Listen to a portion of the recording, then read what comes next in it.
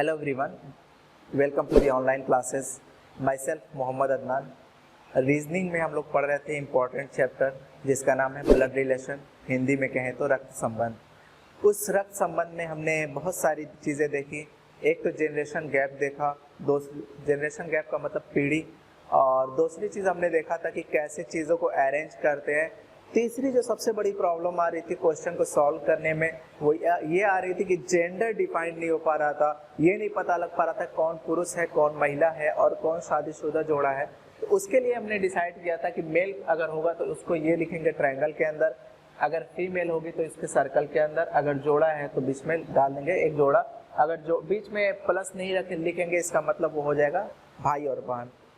इतनी बातें हमने देख ली थी, ठीक। और वो चीज़ें पहले आप देख ले पार्ट 1 जाके, ब्लड रिलेशन का पार्ट 1। अगर आपको अच्छी से चीज़ें समझना है, अगर आप पहली बार ब्लड रिलेशन पढ़ रहे हैं, नए हैं, तो आपका वो देखना बहुत ज़रूरी है, क्योंकि अगर आप ये वीडियो डायरेक्ट देखेंगे तो आपको चीज़ें बात अच्छे से समझ में नहीं आएंगी, ठीक। तो क्वेश्चन की शुरुआत करते हैं। क्वेश्चन कैसे करेंगे देख लेते हैं। पहले एक परिवार में, पहले मैं आपको बता दे रहा हूँ, ये जो क्वेश्चन मैंने लिखा है ये एग्जामिनेशन में आया हुआ सवाल है, और इस सवाल में, इस तरीके के सवाल में स्टेटमेंट टाइप के सवाल कहे जाते हैं। जैसे ब्लड रिलेशन में मेरे हिसाब से 3 तरीके के सवाल आते हैं, 3 टाइप के सवाल आते हैं, टाइप 1, 2 और 3 करके। तो इसको हम टाइप 1 में लेंगे। टाइप 1 स्टेटमेंट टाइप के सवाल होते हैं। टाइप 2 जो होता है कोडिंग टाइप के सवाल होते हैं। पजल टाइप का भी होता है, कोडिंग टाइप इसी में पजल लेंगे। टाइप 2 जो होगा कोडिंग टाइप के होते हैं। टाइप 3 जो होता है वो पॉइंटिंग वाले होते हैं, इशारे करने वाले, ठीक है। और इशारा करने वाले में भी डायरेक्ट टाइप और इनडायरेक्ट टाइप लेंगे। तो वो सारी चीज़ें पढ़ेंगे। तो पहले आपको पता होना चाहिए ये स्टेटमेंट टाइप सवाल है। ये चीज़ें जो दिया हुआ है आपकी इन्फॉर्मेशन, ये स्टेटमेंट है आपका, और उससे रिलेटेड 3 क्वेश्चन आपसे पूछा गया है, इसके जवाब देने होंगे। लेकिन इस स्टेटमेंट का सहारा लेके आपको एक फैमिली ट्री पहले बनाना है, और फैमिली ट्री बनाने के बाद किसी भी क्वेश्चन का आंसर बहुत इजीली दिया जा सकता है, ठीक है। तो चले शुरू करते हैं। एक परिवार में, इन अ फैमिली, ए बी का पति है, A is the husband of B, C A का पुत्र है, C is the son of A, D B की पुत्री है, D is the daughter of B, F G की पुत्री है, F is the daughter of G, C F का पिता है, C is the father of F. तो इस सवाल को करेंगे कैसे, पहले स्टेप बाय स्टेप चलेंगे। पहली लाइन पढ़ेंगे, फैमिली ट्री बनाएंगे। दूसरी लाइन पढ़ेंगे, उसमें जोड़ने की कोशिश करेंगे, ठीक। ए बी का पति है, A is the husband of B. अगर ए बी का पति है तो ए अपने आप में ये एक पुरुष हो गया क्योंकि पति है, और किसका पति है, बी का, तो अपनी वाइफ का ही होगा, यानी ये दोनों शादीशुदा होंगे। पहला सेंटेंस हो गया खत्म। दूसरा सेंटेंस पढ़ेंगे, सी ए का पुत्र है, C is the son of A, C A का पुत्र है, इसका मतलब ए जो होगा, सी जो होगा इसके नीचे होगा, और ये पुत्र है, इसका मतलब ये एक पुरुष है, ठीक। अब तीसरा सेंटेंस पढ़ें, डी बी की पुत्री है, D is the daughter of B, B की एक पुत्री है जिसका नाम है डी, और पुत्री है तो एक महिला होगी। यहाँ से बातें समझ में आने लगी। अगर ये हस्बैंड और वाइफ हैं, उनके अगर बेटी बेटा है तो आपस में ये भाई बहन हो गए। और ऐसे भी अगर मैंने कुछ सिंबल नहीं बनाया बीच में, अगर ये नहीं बनाया तो इसका मतलब ये भाई बहन ही है। डी बी की पुत्री है, ठीक है। एफ जी की पुत्री है। यहाँ से थोड़ा सा आपको परेशानी होने वाली है, बाकी वैसा कुछ परेशानी नहीं होगी, मैं बता दे रहा हूँ बहुत इजीली।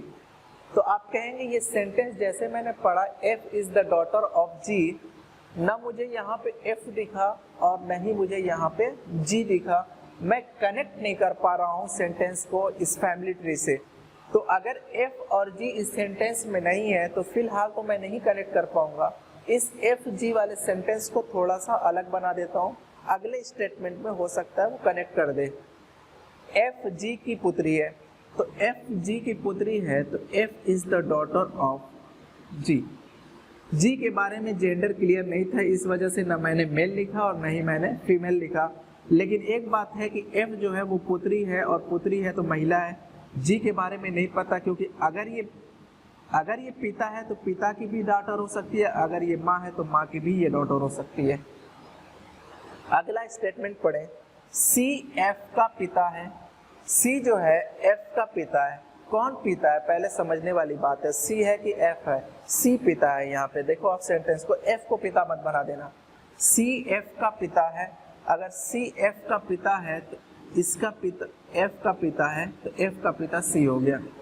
तो आप देखेंगे कि सी के बारे में कोई इन्फॉर्मेशन, सॉरी एफ के बारे में कोई इन्फॉर्मेशन नहीं है, क्योंकि ये सी जो पिता है वो एफ अपनी बेटी का भी हो सकता है, ये जो सी पिता है अपने बेटे का भी हो सकता है। लेकिन जैसे मैंने सेंटेंस में ये चीज़ देखी कि यहाँ पे एफ और जी एक दूसरे से कनेक्टेड हैं, एक दूसरे से कनेक्टेड है, बातें बड़ी अच्छे से समझ में आने लगी। ये कह रहा है कि मेरा बेटा, एफ जो है मेरा बेटा है, बेटी है, और ये कह रहा है एफ जो है मेरी बेटी है। अगर दो लोग एक ही को कह रहे हैं, इसका मतलब दोनों आपस में हस्बैंड वाइफ होंगे। फिलहाल जोड़ने का मैं तरीका बताता हूँ। यहाँ पे एफ है, यहाँ भी एफ है, तो इस एफ को उठा के रख दो यहाँ पे, ये चीज़ ला के यहाँ पे रख दिया। इसके ऊपर आपको जी रखना है, तो इसके ऊपर या तो पिता या माँ, पिता रख दिए, इनकी शादी करा दो, किससे? जी से। अब जी क्या हो गया, ऑटोमेटिक ये महिला ही हो गई। तो सेंटेंस पूरी तरीके से आप देखेंगे अरेंज हो गया, कोई बड़ी बात इसमें नहीं थी। एक बार आपको पूरा वेरीफाई करा दे रहा हूँ सेंटेंस को फिर से पढ़ पढ़ के। ए बी का पति है, ए बी का पति हो गया, बी को महिला बना दिया क्योंकि पत्नी होगी। सी ए का पुत्र है, सी ए का पुत्र है, बिल्कुल ठीक। डी बी की पुत्री है, डी बी की पुत्री, ये भी बिल्कुल ठीक था। एफ जी की पुत्री है, तो आप देखेंगे एफ जो है वो जी की पुत्री भी हो गई, क्योंकि सी की पुत्री है तो जी की भी पुत्री है। सी एफ का पिता है, तो सी जो है एफ का पिता भी हो गया, यानी ये हमारा ट्री बिल्कुल भी ठीक है, एकदम पूरी तरीके से। अगर ठीक नहीं होता तो कहीं ना कहीं थोड़ा सा एरर आ जाती, इसका मतलब पूरी तरीके से ये ठीक है। ए का एफ से क्या संबंध है? How is A related to F? C का बी से क्या रिश्ता है? How C is related to B? G का बी से क्या संबंध है? How G is related to B? ये 3 क्वेश्चन है, तीनों क्वेश्चन का आंसर आपको देना पड़ेगा। लेकिन फैमिली ट्री अगर आपको आती है, इसका मतलब ये नहीं कि आप आंसर भी ठीक कर लोगे। ये चीज़ बहुत इंपॉर्टेंट है। आप फैमिली ट्री बनाने के बाद भी आप क्वेश्चन का आंसर गलत करके आ जाते हो। उसकी वजह क्या है? आप रिलेट नहीं कर पाते हो किसका पूछा है, और ऑप्शन में दोनों चीज़ें दी होती हैं। जैसे इस क्वेश्चन की बात करें तो इसमें क्या है, ए का एफ से क्या संबंध है? ए का एफ से क्या संबंध है, इसमें थोड़ा सा कंफ्यूजन हो जाती है कि एफ का ए से और ए का एफ से। जब यहाँ पे आप देखते हो ना तो गड़बड़ हो जाती है। उस कंफ्यूजन को मैं दूर कर रहा हूँ कुछ आपके एग्जाम्पल लेके। जैसे मैं आपसे कहूँ, अगर आप वीडियो देख रहे हो, आप एक लड़का हो और नहीं हो तो कुछ देर के लिए अपने आप को मान लो कि आप लड़का हो, ठीक। आपकी एक बहन है, आपकी बहन आपकी क्या लगती है? बात ध्यान से समझना। आपकी बहन आपकी क्या लगती है? तो आप कहना मेरी बहन मेरी तो बहन ही लगेगी। आप अपनी बहन के क्या लगते हो? तो आप जो लगते हो अपनी बहन के, वो आप भाई लगते हो। चीज़ें तो बड़ी आसानी से हो गई, लेकिन इस बात में कुछ समझ में नहीं आया मुझे। एक बार फिर से समझने की कोशिश करता हूँ। मैंने पहले क्या कहा था? मैंने कहा आपकी बहन, नाम किसका लिया मैंने? आपकी बहन का। पहले आपकी बहन आपकी क्या लगती है, तो आपने कहा जिसका नाम मैंने पहले लिया उसके बारे में इंफॉर्मेशन पूछा जा रहा है। इसका मतलब ए का एफ से क्या संबंध है, तो इंफॉर्मेशन ए की पूछी जा रही है, एफ की नहीं। तो अगर ऐसे ही मैंने कहा आप अपनी बहन के क्या लगते हो, तो इंफॉर्मेशन आपकी पूछी जा रही है, ना कि आपकी बहन की, ठीक। ये इस बात को यूं कह सकते हो कि आप अपनी बहन के क्या लगते हो, तो आपकी बहन जो आपको कहेगी वही आप लगोगे। आपकी बहन आपको क्या कहती है? भाई, तो आप अपनी बहन के भाई लगते हो। अब मैं कहूँ कि आपकी बहन आपकी क्या लगती है, तो आप कहना चुड़ैल, सॉरी बहन, तो वो आपकी बहन लगेगी, ठीक है। बातें समझ में आ रही हैं सारी चीज़ें। अब देखिए क्वेश्चन, ए का एफ से क्या संबंध है? How is A related to F? तो मैंने कहा कि ए का एफ से क्या संबंध है, तो ए का संबंध आपसे पूछा है, यानी इंफॉर्मेशन जो है वो ए के बारे में लेना चाह रहा है। ना कि एफ के बारे में। अब आप देखोगे ए एक हुआ मेल, एफ हुई एक फीमेल। अगर इंफॉर्मेशन ए की पूछ रहा है तो आंसर जरूर आपका मेल में होगा। मेल के कहने का मतलब है जितने भी ऑप्शन फीमेल वाले होंगे, जैसे बहन, फूफी, बुआ, नानी, इस तरह का ऑप्शन जो होगा फीमेल कैटेगरी का, वो आपका बिल्कुल गलत हो जाएगा। वो ऑप्शन तो पहले ही मैं कट कर दूंगा। 2 ऑप्शन ऐसे कट भी हो जाते हैं, 2 ऑप्शन रह जाते हैं, अकड़ बकड़ खेल सकते हैं आप। बाकी इस कॉन्सेप्ट को समझ ले तो अच्छा होगा। हाँ, मैं ये क्या कह रहा था, ए का एफ से क्या संबंध है, तो ए के बारे में इंफॉर्मेशन कह रहा है, पूछ रहा है, तो ए से चलना शुरू करेंगे तो क्वेश्चन आपका गलत हो जाएगा। जैसे आप कहेंगे मेरे बेटे की बेटी है, तो आप कहना कि ए तो एक लड़का था, बेटे की बेटी कैसे हो गया, तो आपको बिल्कुल ऐसे नहीं कहना। ए के बारे में इंफॉर्मेशन पूछ रहा है तो एफ से पूछो, एफ से ये पूछो कि उसको क्या बोलती हो, वही वो लगता है। जैसे एफ से एफ के पास में गया तो मैंने पूछा बेटा इसको क्या कहोगी, तो ये कहेगी कि मेरे एक पिता हैं, पिता के वो पिता हैं, यानी वो मेरे क्या हो गए, दादा। तो ए जो लगता है एफ का, वो क्या लगता है, दादा। अगर इंग्लिश में कहें तो ग्रैंड फादर। गर्लफ्रेंड नहीं, ग्रैंड फादर है ये, ठीक है। वो ब्लड रिलेशन में नहीं है आपके। दूसरी चीज, सी का बी से क्या रिश्ता है, how C is related to B. C की इंफॉर्मेशन पूछ रहा है और सी की इंफॉर्मेशन बी के एस्पेक्ट में पूछ रहा है, तो बी क्या कहेगी कि मेरी एक बेटी है, बेटी का वो भाई है, यानी वो मेरा हो गया क्या, बेटा। बेटा मतलब सन। जी का बी से क्या संबंध है, किसका पूछ रहा है, जी का पूछ रहा है, जी की इंफॉर्मेशन ले रहा है, किसके एस्पेक्ट में, बी के एस्पेक्ट में। तो जी के बारे में आप बताओगे तो पहले तो कहोगे वो एक लड़की होगी, वो एक फीमेल कैटेगरीज में आएगी, मेल जितने भी ऑप्शन होंगे वो कट हो जाएंगे। जी का बी से क्या संबंध है, तो जी क्या लगती है बी की, तो बी से चलना शुरू करो, कहेगी मेरा एक बेटा है, बेटे की जिससे शादी हुई वो मेरी हो गई बहू, ठीक है ना। बहू को कहते हैं डॉटर इन लॉ।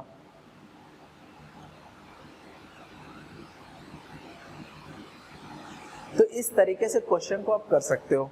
तो क्वेश्चन करने में शायद दिक्कत नहीं आई होगी। पहला क्वेश्चन था, बहुत आराम से मैंने हर चीज आपकी क्लियर करने की कोशिश की। नेक्स्ट क्वेश्चन देखते हैं। नेक्स्ट क्वेश्चन में थोड़ी सी स्पीड बढ़ेगी और वो क्वेश्चन क्या होगा देखते हैं। अगला क्वेश्चन देखेंगे आप, उसी तरीके का सवाल है, बहुत टफ नहीं है, धीरे धीरे लेवल बढ़ाएंगे ताकि आप बातें आसानी से समझ सकें। बीसी का पुत्र है, बनाना शुरू करें। अब आपको ज्यादा चीजें बतानी नहीं होंगी मुझे। बी सी का पुत्र है तो बी हो गया पुत्र, चलो मान लो ये हो गया पुत्र, पुत्र हुआ तो एक मेल। किसका पुत्र, तो ये पुत्र हो सकता है, ये बना सकते हो ऐसे भी, ये पुत्र हो सकता है या तो अपने पिता का होगा या फिर अपनी माँ का होगा। लेकिन अगले ही सेंटेंस में उसने बोला लेकिन सी बी की माँ नहीं है, but C is not the mother of B. तो अगर सी जो है वो बी की माँ नहीं है तो उसके कौन होगा, ये पिता होगा, क्योंकि अगर ये पुत्र है तो या तो अपने पिता का पुत्र होगा या फिर अपने माँ का होगा। माँ के बारे में बोला कि नहीं है तो ये कौन होगा, पिता होगा। ए और सी पति पत्नी है। ए और सी अगर पति पत्नी है तो आप देखो सी तो पति हो गया, इसको चाहिए एक पत्नी की तलाश, ए से करा दे इसकी शादी। एफ सी का भाई है, सी का एक भाई है, देखो सी का भाई इधर नहीं बना सकता, वो ए का भाई हो जाएगा, राइट। सी का भाई है तो इधर बनाना है और ये कौन है, भाई। एफ है तो इसको बना दिया। डी ई का भाई है, जो डी है वो ई का भाई है। आप देखो फिर वही बात, न यहाँ पे डी है न ही यहाँ पे ई है। बातें समझ जाओगे, इस चीज को थोड़ा सा लेके आओ साइड में। डी ई का भाई है तो डी भाई है किसका, ई का। आप एक गलती मत करना कि ई को भी पुरुष बना दो, क्योंकि आप भाई अपने भाई के भी हो सकते हो, आप भाई अपनी, राइट। ई ए की पुत्री है, ई जो है ए की पुत्री है, ए की पुत्री है तो कौन है, ई है। तो साथ साथ में बातें भी समझते रहना, ये दोनों हो गए भाई बहन, राइट। अब चीजें समझ में आने लगी मुझे, यहाँ भी ई दिखा, यहाँ भी ई दिखा, ये ई उठ के आएगा यहाँ पे, यहाँ से ये बातें समझ में आए कि फीमेल है, बना सकते। ये चीजें उठ के आएंगी यहाँ पे, तो इसके साथ एक मजबूरी ये बन जाएगी कि इसके बगल में डी बनाना है मुझे। लेफ्ट राइट कोई मैटर नहीं करता, इसमें मैटर करता है कि हस्बैंड के बगल में बनाएंगे तो हस्बैंड का भाई होगा, वाइफ के भाई बगल में बनाएंगे तो वाइफ का भाई होगा। कौन है? डी है। डी एक हो गया पुरुष। सारी चीजें कंप्लीट। आप एक बार चेक कर लो, एग्जाम में चेक नहीं करना, वो आपकी इतनी आदत बन जाए कि आप कहोगे एकदम परफेक्ट बना है। बी सी का पुत्र है, बी सी का पुत्र हो गया, लेकिन सी जो है वो माँ नहीं है तो ये हो गया पिता। ए और सी पति पत्नी है, ये भी हो गया। एफ सी का भाई है, एफ जो है वो सी का भाई भी हो गया। डी ई का भाई है, डी जो है ई का भाई भी हो गया। ई ए की पुत्री है, ई जो है ए की पुत्री भी हो गई। सारी चीजें हो गई कंप्लीट। ए के कुल कितने बच्चे हैं? How many child A have. तो यहाँ पे बात ये समझना है, ये बच्चे जो लिखा है ना, तीन चीजें आती हैं आपके एग्जाम में। एक तो बच्चा आती है और एक आता है कितने आप उनके लड़के हैं, कितने उनकी लड़की हैं। लेकिन अगर बच्चा सेंटेंस बोला है तो उसमें लड़का और लड़की दोनों को काउंट करना पड़ेगा। देखिए ए के कुल कितने बच्चे हैं, तो ए के बच्चे की बात करें तो आप कहना ये सारे भाई बहन आपस में, ये सारे आपस में भाई बहन है, तो 3 बच्चे हैं। लेकिन अगर क्वेश्चन पूछता कितने बेटे हैं तो 2 बेटे हैं, कितनी बेटी हैं, 1 बेटी है। बच्चे में दोनों को काउंट करना है। बी की माँ कौन है? बी की माँ देखो, पिता तो सी हो गया तो माँ कौन हो गई? ए। परिवार में कुल कितने पुरुष हैं? परिवार में पुरुषों की संख्या देखिए 1 2 3 4, 4 पुरुष हैं। महिला की संख्या पूछता तो 2 हो जाता। ठीक है, इस तरीके से क्वेश्चन कर सकते हैं। कभी कभी एग्जामिनेशन में ऐसा सवाल भी आता है कि एक का जेंडर क्लियर नहीं रहेगा। इसको स्क्रीनशॉट ले लिया आपने, इसको मैं मिटा दे रहा हूँ। जैसे डी का जेंडर क्लियर नहीं है ना, तो क्वेश्चन ऐसा हो सकता है कि पूछे कि परिवार में कुल कितने पुरुष सदस्य हैं, तो आप काउंट करेंगे 1 2 3। 3 आपका आंसर बिल्कुल भी नहीं हो सकता, क्योंकि अगर ये पुरुष हुआ तो आंसर हो गया 4, अगर नहीं हुआ तब हो गया 3। कितनी महिलाएं हैं? 1 2 नहीं दे सकते। अगर ये महिला हो गई तो आंसर हो जाएगा 3, अगर महिला नहीं हुई तब आंसर हो जाएगा 2। तो ऐसे केस में या तो ऑप्शन लिखा होगा 2 या 3 या 4 इस तरीके का। लेकिन आप डेफिनेट नहीं कर सकते कि 3 है कि 4 है। अगर या है तो ठीक है, वो ऑप्शन टिक कर दूंगा। लेकिन एक ऑप्शन बनता है कैन नॉट डिटरमाइन, पता नहीं लगा सकते। ठीक है, तो वो ऑप्शन आपको यहाँ पे सिलेक्ट करना होगा, क्योंकि इसका जेंडर आपका क्लियर नहीं है। लेकिन फिलहाल के क्वेश्चन में ये जेंडर क्लियर था, तो इसका आंसर हो गया था 4। कितनी महिलाएं हो जाएंगे 2। ठीक, बातें समझ में आ रही हैं?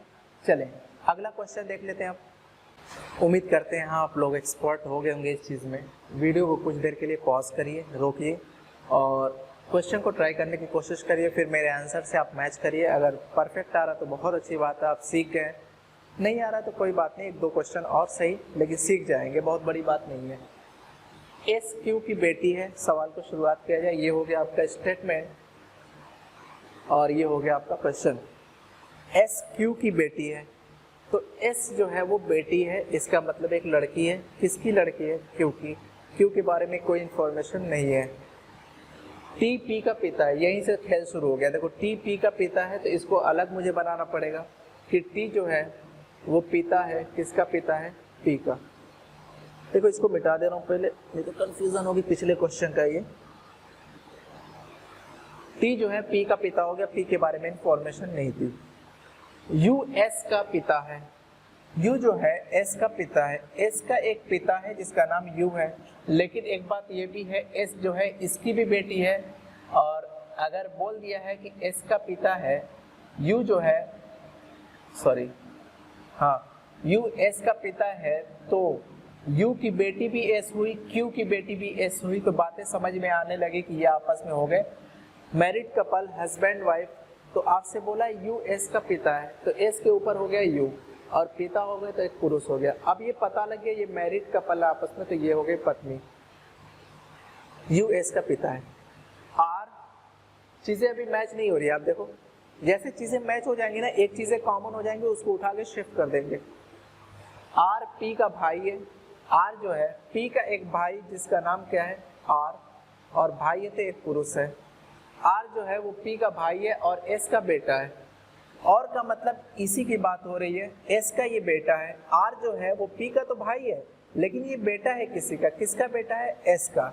अच्छा, बातें यहाँ पे ये भी मुझे समझ में आ रही है कि ये जो पी है वो टी का बेटा या बेटी है और इसका ये भाई है, तो ये जो आर है वो टी का भी बेटा हुआ, आर जो है एस का भी बेटा बताया जा रहा है। इसका मतलब टी और एस आपस में हस्बैंड वाइफ हुए। तो आर अगर एस का बेटा है तो एस के नीचे बना दिया मैंने आर, ये हो गया शिफ्ट यहाँ पे। उसके बगल में था पी, पी को बनाया यहाँ पे।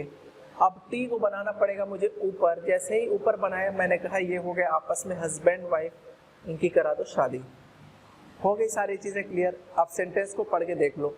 एस क्यू की बेटी है, एस जो है वो क्यू की बेटी भी हो गई। टी पी का पिता है, टी पी का पिता भी हो गया। यू एस का पिता है तो यू जो है एस का पिता हो गया। आर पी का भाई है, आर पी का भाई भी हो गया। और एस का बेटा है, एस का बेटा भी हो गया। पूरी तरीके से हमारा ट्री तैयार है आपके किसी भी क्वेश्चन का आंसर इजीली देने के लिए। ठीक है, चलिए क्वेश्चन की शुरुआत करते हैं। एस टी से किस प्रकार संबंधित है? How is S related to T? तो एस के बारे में इंफॉर्मेशन जानना चाह रहा है कि एस क्या लगती है किससे, किसके एस्पेक्ट में, टी के। देखिए इसमें भी दो तरीके के, तीन तरीके के क्वेश्चन आते हैं, दो तरीके के बेसिकली कह सकते हैं तो बेटर होगा। एक सवाल ये जैसे पूछा गया एस टी से कैसे संबंधित है, दूसरा तरीका ये भी पूछा जा सकता था टी एस से कैसे संबंधित है, वाइस वर्सा। और एक जो और बनता है वो ये कहेगा टी और एस या एस और टी आपस में कैसे संबंधित है। तीनों क्वेश्चन का आंसर पहले मैं आपको बता दे रहा हूँ। एस टी की क्या लगती है तो आप बोल रहे हैं एस टी की पत्नी है, और टी एस का क्या लगता है तो टी एस का पति है। लेकिन टी और एस आपस में कैसे संबंधित है तो आपस में ये है हस्बैंड वाइफ यानी कि पति पत्नी। लेकिन फिलहाल एस जो लगती है वो लगती है पत्नी यानी कि वाइफ। पी की माँ कौन है तो पी के पिता तो टी थे तो उनकी वाइफ ही यानी कि एस होंगी। यू आर से किस प्रकार संबंधित है? यू जो है वो क्या लगता है आर का, तो आर से संबंधित देखो मेरी माँ या आर की माँ के पिता या माँ के हस्बैंड कह सकते हो।